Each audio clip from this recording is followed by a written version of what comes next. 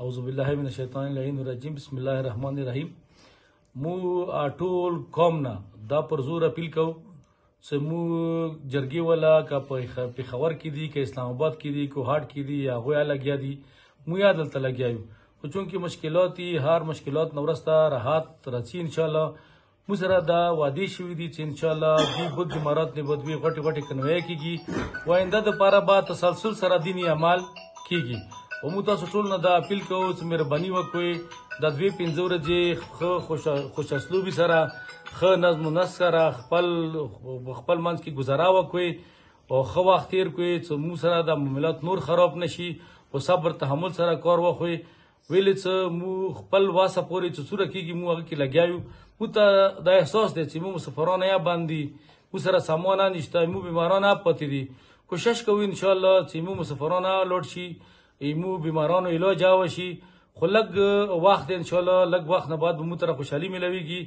مو بیا تاسو نه اپیل کوو چې تاسو ډیر صبر نه کار واخلئ درې ورځې چې مو د خپل میشن کې کامیاب شو. وسلام. اعوذ بالله من الشیطان اللعین الرجیم بسم الله الرحمن الرحیم وبه نستعین وهو خیر ناصر ومعین. لکه څنګه مو ډیپټي سیکرټري صاحب ته ویله چې انجمن حسیني او تحریک حسیني لګیا دي ټول مشران کور ته هم لګیا دي هغوی جیوسي سره نن هم ملاقاتونه وکړل او ذمه دارو سره ملاقاتونه وکړو. موږ هم نن ټوله ورځ دلته تېره کړه د انجمن حسیني والا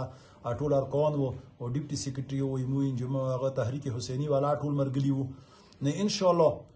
مو ته امید ده لکه څنګه درې میاشتې مو کوم استقامت صبر استقامت او تحمل سره تېرې کړلې او د قربانۍ سره تېرې کړلې او هر یو مالداري مخیر حضرات او غریبانو سره مدد وکړلو. مو ته یقین دی او بل مو د محسوسو دي معاشرې والا یو څه تکلیف ډیر دی هر نه زیات تکلیفونه دي بیماری دي هسپتالو کې مو وړ بچي هغه دي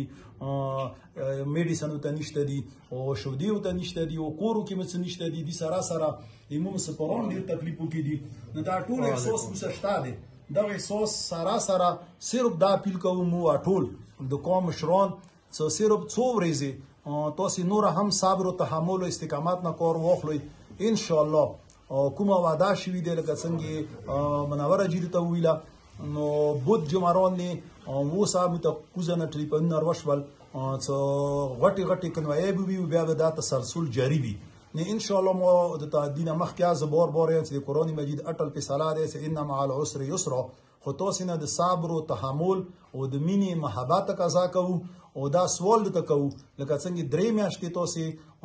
مینې محبت سره تیرې کړلې او ایثار مو کو قرباني مو کا کندو بورو غریبانو او یتیمانو سره او چلو کې ټول سار دي څخه د مدد کې ان شاء الله د څور زیبات او سیاندسي ایثار او قرباني کوي او چې غریبان د سپورت نشي څوره مو خیر حضرات خپل چلو کې خپل کلو کې کوشش وکوي چې غریبانو ته خپل کور ته تاسو سمنونه ورسوي. السلام علیکم ورحمت الله وبرکاته.